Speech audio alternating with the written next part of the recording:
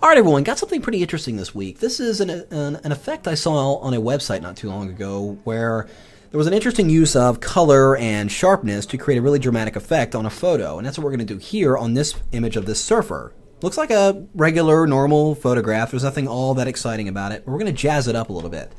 What I'm going to do is go into the Layers panel, and right in here, we're just going to drag this down to the new layer icon and create a duplicate of that background layer. Then I'm going to change the blend mode of this layer to Vivid Light. Let's go into the blend mode menu, choose Vivid Light, and you can see right away it's giving me a really interesting effect here. It's increased the contrast as well as increased the saturation of the image, giving it a much more interesting look. But we're going to take it a bit further by jumping over here into the Channels palette, and I'm going to toggle through each one of the channels. I'm looking for the one that has the most contrast to the foreground area, which would be all this water splashing, to the background, which would be the water and the sky back here. So if I toggle through here, you can see that it looks like it's going to be the red channel. It has the darkest area up here. So let's create a duplicate of that channel by dragging it to the new channel icon. And now it makes it a red copy. Now I'm going to bring up my levels by pressing Command or Control L.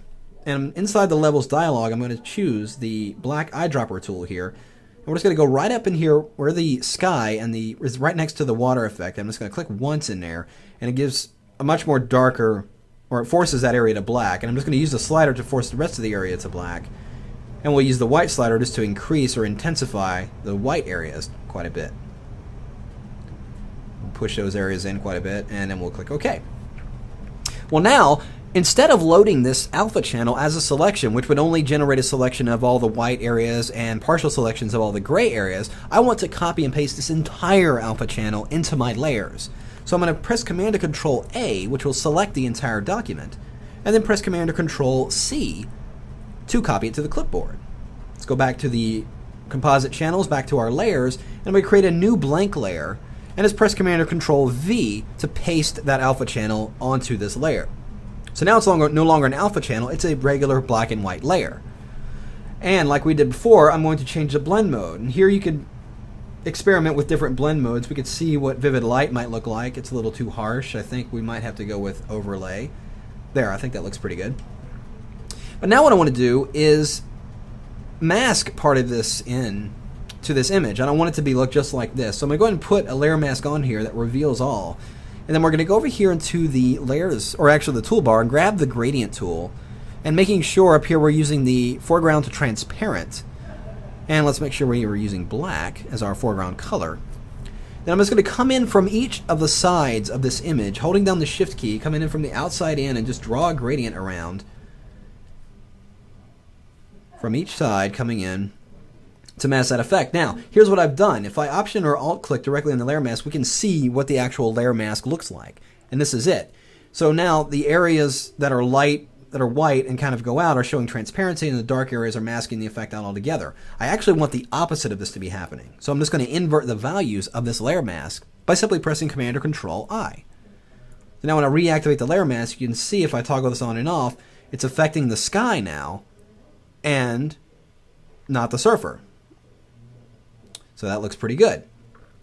But now I'm going to increase the contrast of this a little bit by making a duplicate of that original duplicate that we made, just like that. Now, you can notice it's given me a lot more dramatic look here, but it's oversaturating the surfer tremendously. You can see right there. And I actually don't want that. So what I'm going to do is go ahead and create another layer mask on this layer, again using that gradient tool, but this time we're going to use the second gradient, which is the radial gradient.